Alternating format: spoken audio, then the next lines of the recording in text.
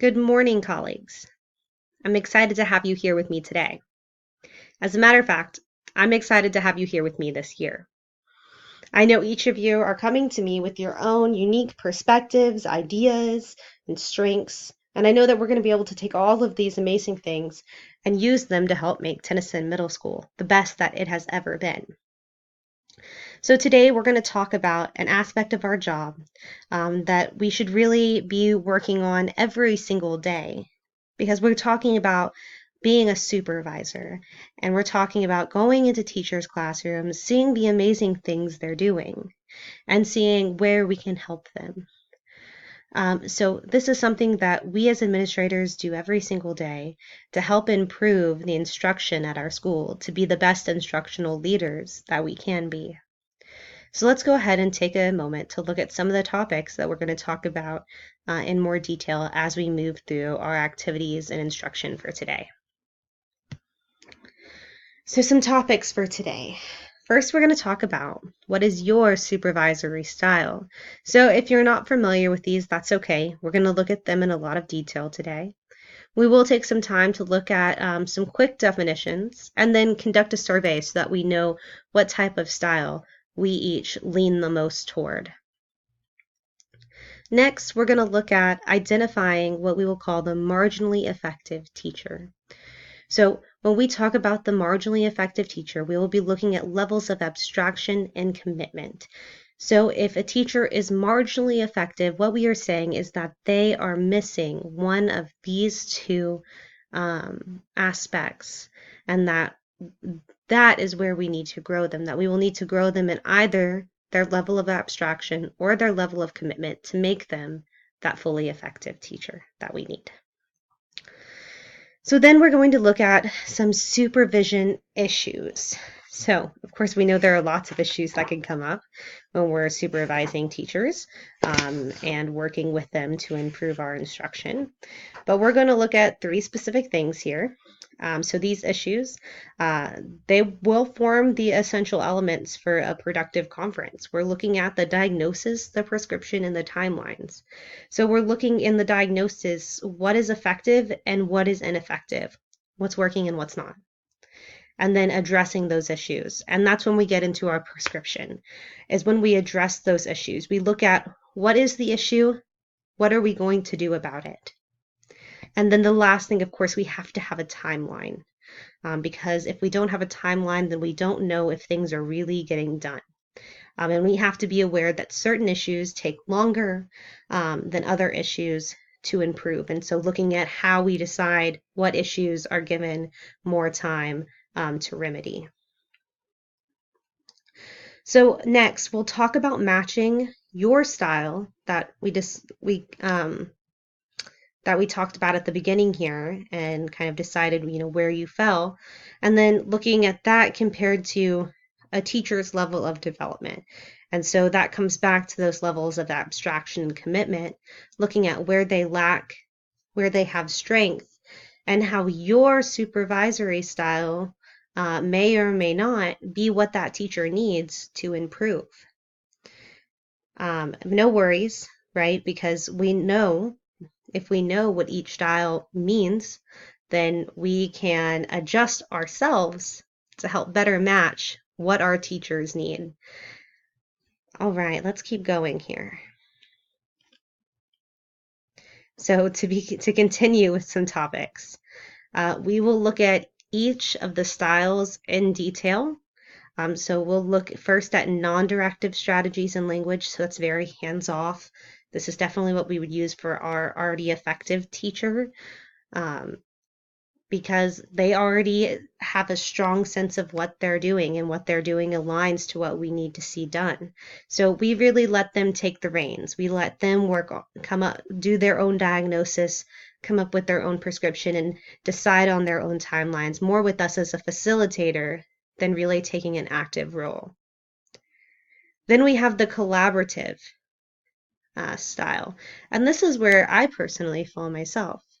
And as a collaborative style supervisor, I actually work best with that marginally effective teacher because that marginally effective teacher has clear strengths, either in their abstraction or their level of commitment, and then, of course, also has a need there. And so we want to work collaboratively to make that diagnosis, prescription, and timeline. So they might tell me some areas that they felt they needed improvement, and I might add on to that. And same thing with the prescription. They may come up with their own ideas of how to address things, and I would be there to add on and to help facilitate and really just fill in any gaps that they are not seeing themselves. And then that leads us to the directive supervision style. So the strategies we'll look at for this, we'll look at being the most hands-on. This is your teacher in need of assistance, the teacher who really needs you to tell them what the issue is, to tell them what we're going to do about it, and to give them that set timeline. This is the teacher that you're going to really have to decide, are we looking to grow this person, or are we looking at the possibility of non-renewal or termination? And that'll be kind of the final thing we look at here, is focusing on that instruction. We really want to focus on the instruction, not on this process itself when we're in our classroom in front of students. So we don't want teachers, if possible, to think that we are picking on them, that we are in their classrooms more often because of some type of punishment, because that's not what it's about at all, right? It's all about the students being the instructional leader, improving the instruction to improve student achievement and success. So we will talk about some strategies to make sure that we are being transparent and open, and to make sure that that focus is staying on the instruction in the classroom. Okay, so let's go ahead and mosey on along. All right, so what does this mean for you as new APs coming in here? What am I really looking for specifically from you? So I'm looking at you to know your style, because it lets you know what methods you're partial to. So knowing that you have a collaborative style, sometimes by knowing that, sometimes when I go in and I see a teacher who is who's very effective, I know that although I am partial to wanting to take that active role, to really help that teacher be even more successful, I need to take a step back. And the same thing with that teacher in need of assistance. I need to know that even though I'm used to bringing them in and really taking on all their ideas, that this is a case where no, that's not what needs to happen. I need to take full reign. And so that's something that you need to be able to know, and so that you can put that into practice every day when you're in your teacher's classrooms. Because the truth is, it is a combination of all these styles that it takes to run an effective campus. And of course, that's what we want to do here this year. Consistency is the key to happy teachers. So this is a very important training, because we need to know that we are all on the same page, so that if teacher Joe Schmo has me come into his classroom, he doesn't say, oh no, Principal Garza's in here. She's always, the toughest on my observation, or assistant principal so-and-so is here. Thank goodness they don't, they don't nitpick on such and such details. We want to make sure that no matter which principal is entering their classroom, that they know they are getting this, that they should have the same expectation, whether it's me or any of you who's in there doing an observation, because we have all done this training to make sure we're all on the same page. We know what we're looking for.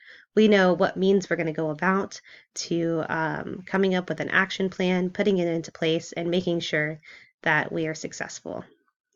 And then, of course, finally, we're here to serve our students, and that means doing everything we can to better improve instruction. The bottom line here is that we are here to help kids, that we have to be those instructional leaders, and so we need to make sure that we are familiar with everything we need to know to be able to best do our jobs. All right, guys. We'll take a few minute break here, and then we'll come back and we will look at what is our supervision style and take that survey and that first step towards getting today rocking and rolling. Thank you so much.